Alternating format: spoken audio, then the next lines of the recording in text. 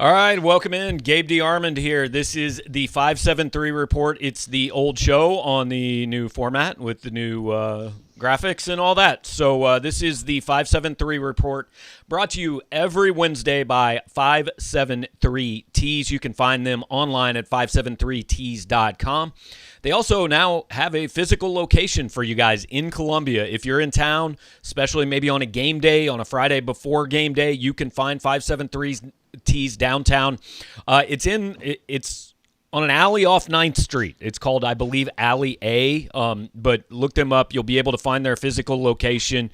It's down just steps between 9th and 10th Street, right off of Broadway downtown. So make sure to go in and visit the guys and say hey. They're doing a lot of stuff. A lot of new stuff this year, a lot of Mizzou gear for you guys. Also have worked some NIL deals for some Missouri players, and they've got shirts that are being worn around town and sold and stuff like that. So maybe you want to support a player in particular, you can do that. So once again, check them out online, 573tees.com. Appreciate them supporting our site and our show, and mostly supporting Mitchell Forde, who is now on your screen. So, Mitch, what's up, man?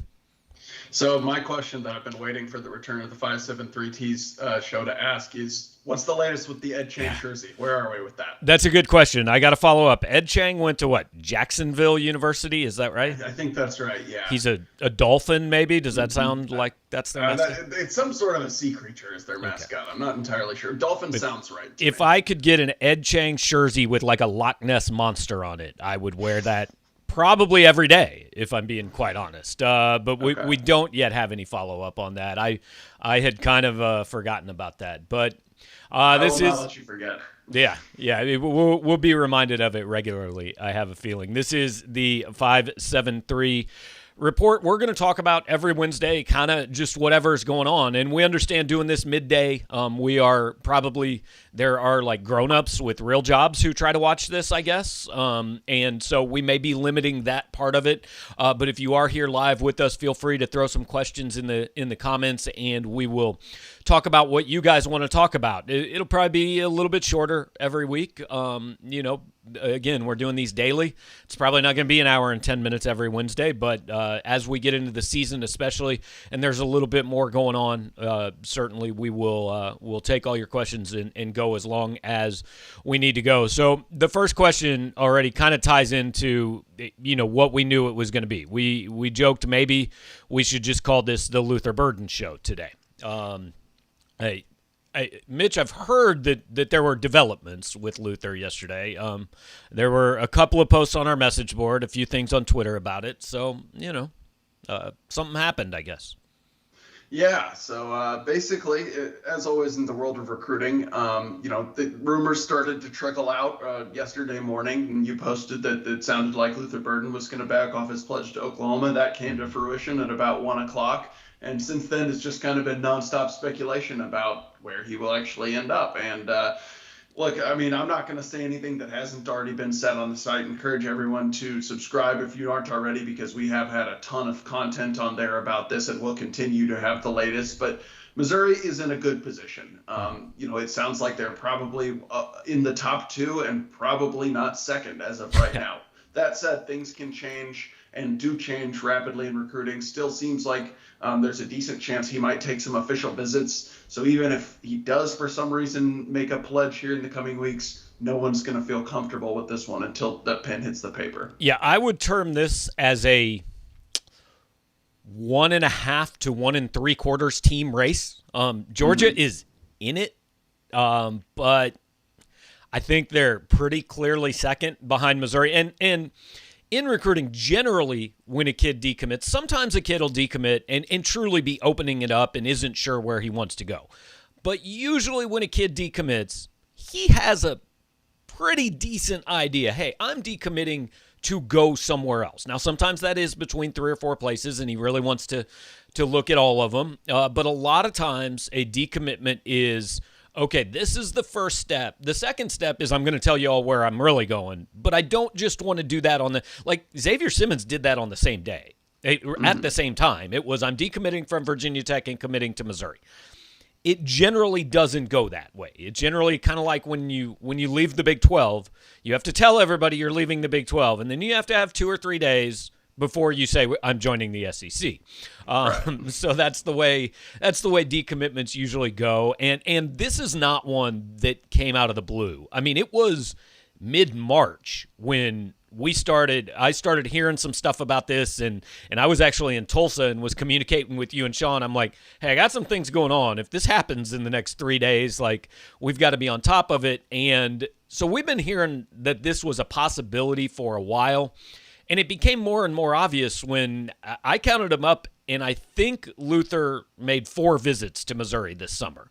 And everybody said, yeah, but he's still committed to Oklahoma. And you just kept saying, yeah, but like, he's not doing this he's not just looking for a way to waste a day. This doesn't mean nothing. Right.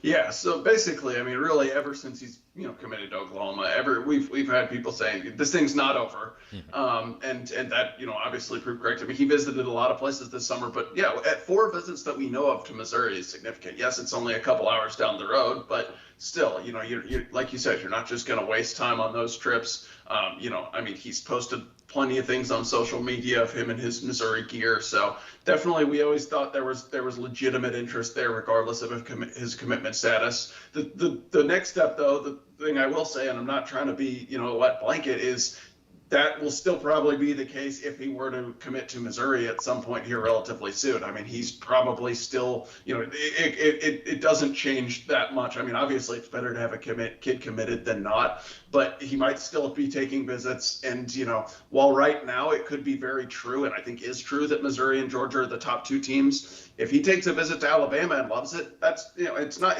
inconceivable to see a kid going to Alabama and taking an official visit and suddenly saying, oh yeah, I think I'll include them in my top few schools as well, because, they've got a decent little program down here in Tuscaloosa. So, things can change and do change in recruiting, but right now things are trending positively for Missouri. Which is why I think it would be good for Missouri if this was a quick thing.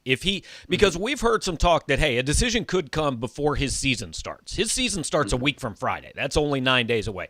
Now, we've also had people say, hey, I think he's going to take his visits and this is going to last, and you're not going to know until after the season. So it depends on which of those people you believe. But I think it would be good for Missouri, obviously, if it happened in the next 9 days, not only because, I mean, of course it would, but also kids don't usually decommit twice. I mean, there are some of them, but they become Gunnar Kiel and Tate Martell and these kids who are kind of almost punchlines in recruiting because they've done this. Most kids don't do it. Wherever Luther Burden commits next is almost certainly where he is going to end up signing in December or February. I assume it's December, but I don't know that for sure. So that's obviously why that would be a great thing for Missouri to go ahead and get that done. And, hey, it does attract other guys. And this is, like, look, we don't want to downplay. This is a big deal. But I've talked to people since this happened yesterday morning who have said, look, it also needs to be clear, we're pretty excited about Mookie Cooper and Dominic Lovett and J.J. Hester and Chance Looper. And, oh, by the way, Mekhi Miller and Jamarian Wayne committed already in this recruiting class. Like, Luther Burden is not a make or break for this receiving corps. It is we feel pretty good about this to we feel that much better about this situation. Yeah, absolutely. Yeah, I think one thing that often gets, blown out of proportion a little bit when you've got Missouri recruiting a kid like this, who's the caliber of kid they don't often get, is like, yes, Luther Burden is a very good player and is probably going to be a very, very good college player. There's no guarantees. But I think it's almost a bigger deal in just the fact that Missouri's landing a 5-star, the number 1 player at his position, it's PR, top 10 player in position, than it is the fact what Luther Burden can provide on the field. And maybe I'm wrong, but it's rare that you find a receiver who is like going to suddenly, just by his presence, take a program to a new level. I mean, like, even in basketball, we've seen a lot of these, top 5 kids who are, or number 1 kids even, who go to a smaller school, and it doesn't necessarily, elevate that team to a, Final Four team. And there's only 5 players on the court. He's one of 22 in football and doesn't play a position that touches the ball every play. So, it would be huge from a PR perspective, like you said, and to continue recruiting momentum and to get maybe other kids, to get on board in this class or from the future from St. Louis. But I don't think he's going to all of a sudden come in and Missouri's going to be, winning the SEC just because of his presence alone. Right, and Finish Strong says it feels a little bit like Dorial Green Beckham deja vu, and there are some similarities, right? Now, I think the difference here is literally the only people that thought Missouri had a shot that covered this in 2012 when it was DGB were Pete Scantlebury and I. I mean, everybody said, well, he's not going to Missouri. And it was based on nothing more than they just didn't think he would go to Missouri. They thought he was Oklahoma. A few people thought Arkansas at the time. But this time, other people think it's Missouri. But I actually had that discussion you were just talking about with a coach I know last night. And, you have to be careful because it's not saying that Luther Burden is not a phenomenal talent. He is. Absolutely. I mean, if you watch the kid play, he's got a gear that not a lot of guys have at his size. And he's a heck of a player. There's no question. But just the nature of the position. I mean, Dorial Green Beckham was the number one player in the country. And while he was here, he played pretty well, right? I mean, he wasn't an All-American, but he played well. He was probably the best receiver on the 2014 team. He definitely was not the best receiver on the 2013 team. But, again, did it change the trajectory of the program? No, because he was a wide receiver. Even Jeremy Maclin, who I think most people would say is the best receiver in school history, the best pure wide receiver in school history, he wasn't the game changer for Missouri. He wasn't the program changer for Missouri in 2007, 8, and 9. He was a heck of a player. Don't get me wrong. The program changer there was Chase Daniel because Chase Daniel, had the ball in his hands every single play. Jeremy Maclin touched the ball in good games 12 times a game, 15 times a game. Yeah. And, I mean, too, I agree with that. The other part, though, the part that I know people will bring up is that Jeremy Maclin helped make Chase Daniel what he was. No question. And, it will help. I mean, I don't want to say the next Chase Daniel because obviously, there's only been one of those in school history. Not going to say the other one, but will help recruit another quarterback who can maybe be the program changer or elevate the program. That becomes easier to attract. And maybe they already haven't committed. I mean, certainly, heard good things about Sam Horn. They can't discount Tyler Macon, and some of the other guys. But, that guy maybe becomes easier to attract when you say, hey, look who you're going to be throwing to.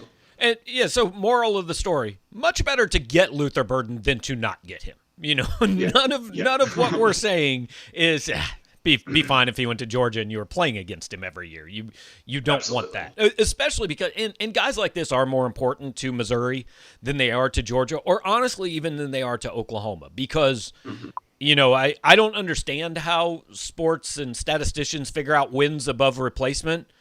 But the Luther Burden's war at Missouri is more than it is at Alabama, Georgia, or Oklahoma, because if Missouri misses him, they probably don't replace him with a guy of equal level.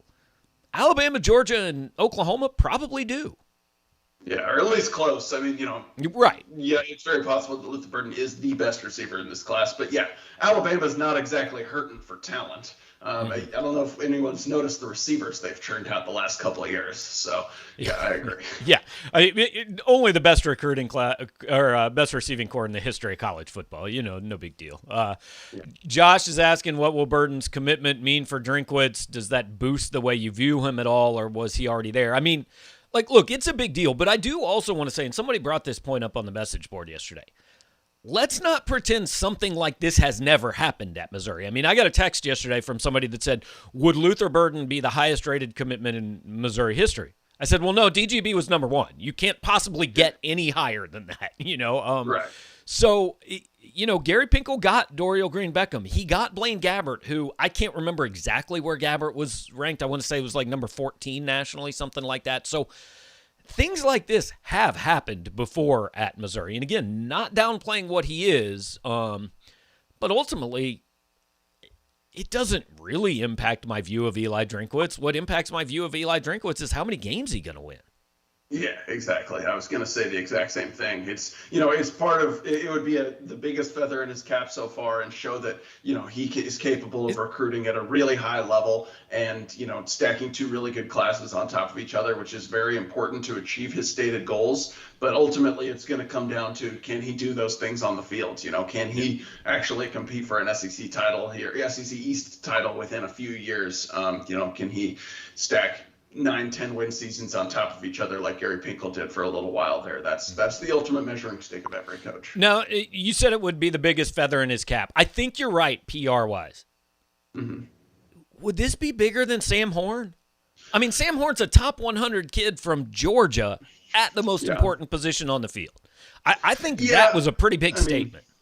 Yeah, Sam Horn was a big deal. I'm not trying to downplay that. I think this is a bigger deal from a recruiting perspective, though, because and like ultimately, obviously, time will tell who's the biggest get from a recruiting standpoint. It might be neither of those guys. It's right. Whoever ends up having the best Missouri career. But just from a recruiting is PR, and from a PR standpoint, I think number one receiver in the country, guy who's got actually offers from every blue blood in America. I mean, Sam Horn had a good offer list, don't get me wrong, but he did not have Georgia coming after him. In his own state, he did not have Alabama. And, obviously Missouri has really wanted to recruit St. Louis better. The best way to do that is to have, a guy like this choose Missouri over the likes of Oklahoma and Alabama and Georgia, the best player who the region has produced in a little while. So, yeah, I think Luther Burden would be a little bit bigger of a splash than Sam Horn. Yeah, and Steve asked kind of about that, how important is recruiting to St. Louis to Drinkwitz. Obviously, it's huge. And the Burden commitment, if it happens, and I want to be careful here that we don't start talking in absolutes. He's not committed to Missouri. Yes.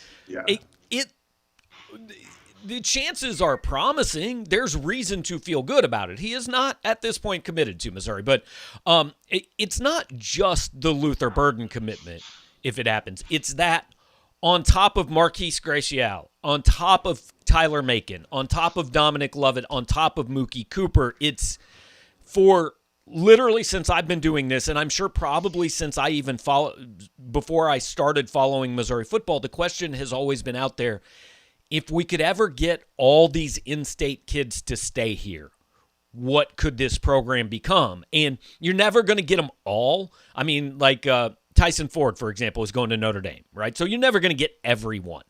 But this is as close as Missouri's been in a while. And so now you can start maybe getting an answer to that question. Okay, does this state have enough talent that if we get 75% of it or whatever, that if we get all the high-level kids, because even Gary Pinkel, as well as he did, he missed Adrian Claiborne. He missed Ezekiel Elliott. So, some of those are going to happen. But if we get all those kids, what does that mean for the program? That's why Burden would be big. It'd be big on its own, but if it's a one-off, it doesn't matter. Kind of like we said about last year's class. Hey, if they're 20 this year and they go back down to 38 next year, it doesn't matter. It's him on top of all the other guys.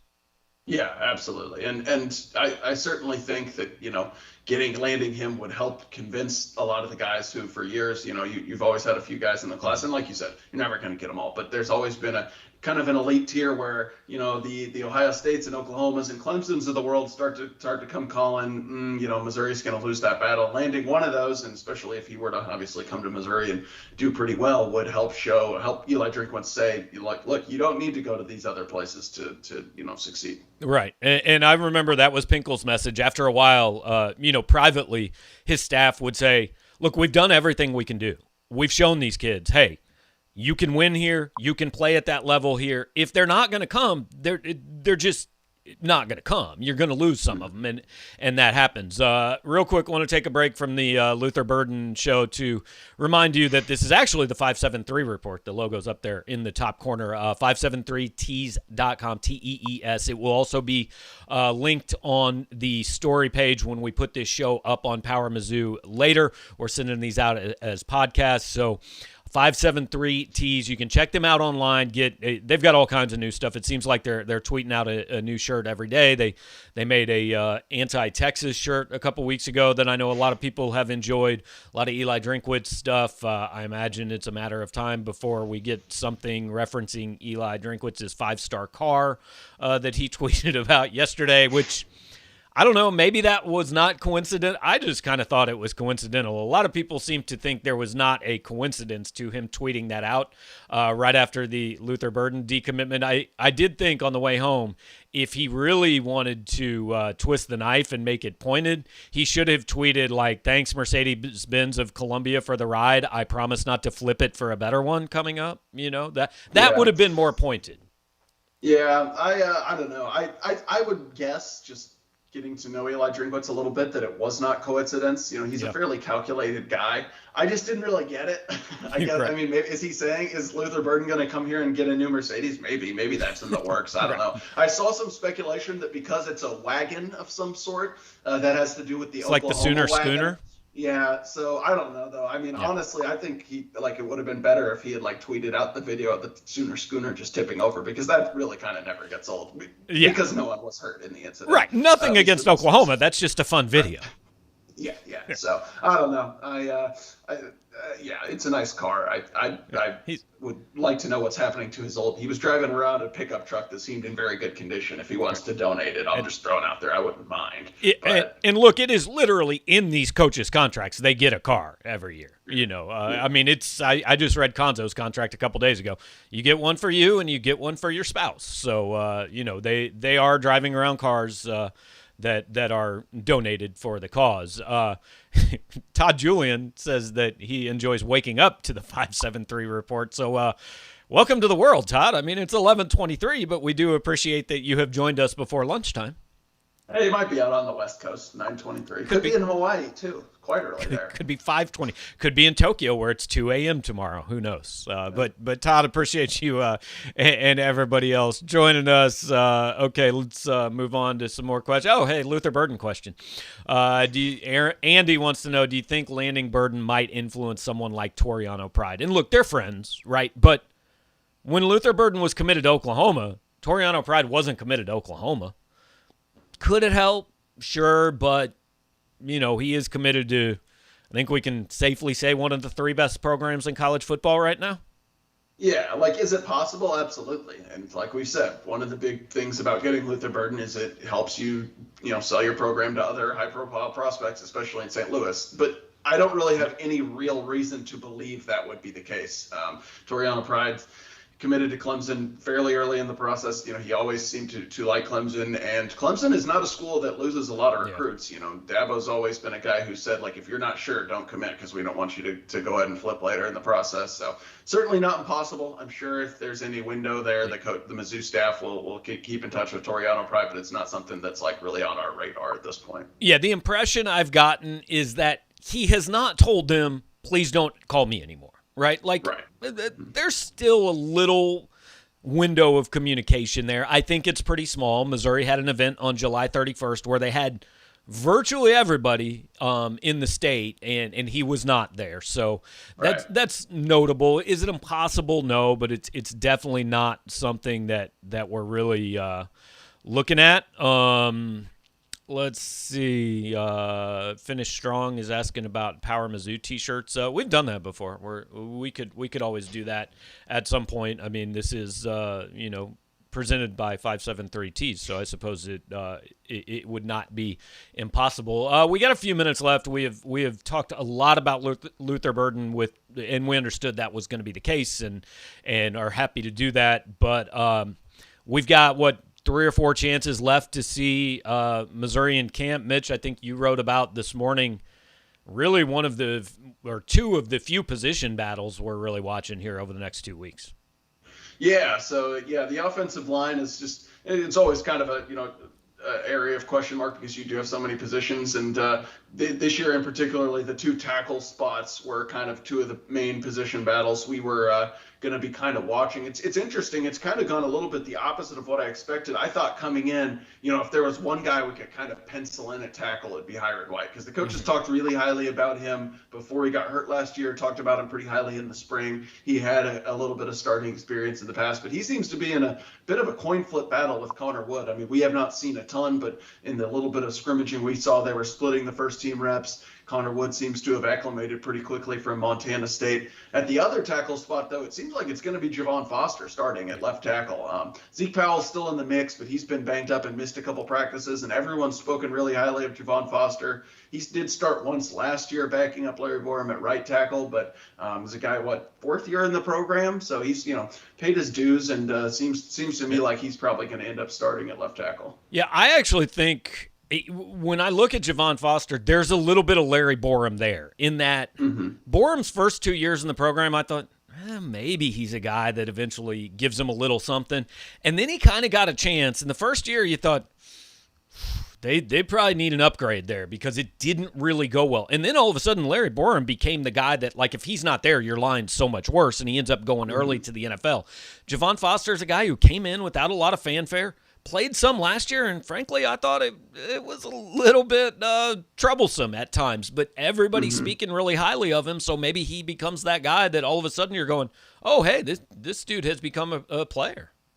Yeah, and it is always important to remember that the line is different than most positions because it's not just something you can come in and physically master. You have to know the playbook really well, and there's certain things and blitzes and schemes and stuff that you probably don't really understand how to deal with until you see them. So there's something to be said for experience. I mean, there's a reason we don't see true freshmen starting on the line for a lot of high major programs. So yeah, we'll see how that goes. But I mean, certainly I will say, I do feel like there's more depth. There are more options on the offensive line this year than last year. And that was a big issue last year. I thought overall the line last year was better than I expected. But once people started getting hurt, like you mentioned, once Larry Borum went down, once Xavier Gatto went down and never really kind of healed, I felt like it took a major step back. And certainly I don't really know exactly what to expect this year, but I feel like there is a little more depth this time around when you've got, a guy like Zeke Powell maybe playing backup who's got starting experience. Connor Wood can play multiple positions. Case Cook could play center if they need him to. You've got EJ Doma-Ogar and Luke Griffin there in the interior of the line who are both, decently highly thought of. So you would think that the depth is a little bit better this time around. Yeah, and people are speaking really highly of Connor Tollison too. Probably not this year, honestly, but definitely kind of a cornerstone guy for the future. We got a couple more just kind of more fun ones. Well, I don't know if this one's particularly fun, but on the way out, Ed wants to know, first coaching hire, the new AD will have to make football or men's basketball. Now, I know what you mean. I know you mean which one of those is she going to have to replace first. The answer, in my opinion, is neither one. It's either women's basketball or baseball is likely to happen before either of those, in my opinion. Yeah, probably. Baseball seems like, probably the favorite. I don't know. If we're picking between those two, I guess the safe answer is men's basketball. Yeah. But, I mean, I don't know. I wouldn't be stunned either way, I guess I'll say. Right, because we're looking at the window is 2 to 3 years from now. That's when, hey, is this thing going in the right direction? 2 years in basketball. Is this thing going in the right direction? Do we feel good? And that's about the same time you're going to know, hey, is football going in the right direction? And does that mean we're fighting to hold on to this guy? So I think they would be for different reasons. But, we'll see where it goes. Finish Strong wants to know, do you think it's possible a running back controversy will happen at some point in the season? I don't think so at all because, they're going to have two guys that get a decent number of carries and a third guy that gets some. You're not going to have a Larry Roundtree getting 22 carries a game. Well, if you look at our message board, we are already mired in a running back controversy, and that controversy is whether or not Michael Cox is the third string or the seventh string running back. Or maybe a college football Hall of Famer. Right, the subject of much debate. Yes. I think it's pretty clear cut in my mind. I think barring injury, Tyler Beatty's going to lead the backfield, and Elijah Young's going to get plenty of carries, and one or two other guys are going to get semi-regular appearances, and those guys could rotate and change depending on the circumstance, but I don't think that rises to the level of controversy. So what's the number of carries for Beatty? He averaged 4.8 carries a game last year. Roundtree averaged 21. I'm going to say 15, or is that might be too high? I think 15 touches sounds about right, but I don't think all of those come in the form of carries. I'm going to say something like, 11 carries a game, 11, 12 carries a game, and he's going to catch, obviously, a few passes a game as well. And then Elijah Young, 10? Are we talking about close to a 50-50 split maybe in the carries? I bet it's something like 12, 8, 4. Yeah. I don't know. That might not be enough, though. That's Sounds only good. 24 carries. But then you added, rushes by a quarterback. And receivers. I think we're getting close. Yeah. So we're going to hit our last 2 questions. Todd wants to know any players in the top 3 rounds of the NFL draft next year. I mean, Trajan Jeffcoat? Yeah, I mean, it's a pretty safe bet to say no, right? I mean, like Jeffcoat, if he has another big year, maybe. He's the one who's probably most likely. I can't honestly. No one else leaps to mind as like, oh, that guy's gonna be a draft pick this year. I don't know. I guess it wouldn't be completely out of the question that Martez Manuel is so good this year he goes pro, but top 3 rounds seems like safety is not a position that goes up there a lot. Yeah, I agree. I think I'd be surprised if anyone's drafted in the top 3 rounds. But yeah, Jeffcoat's the one guy who probably has the best chance. All right, so we'll finish with this one. If Power Mizzou gave out cars to their employees, what would you get? I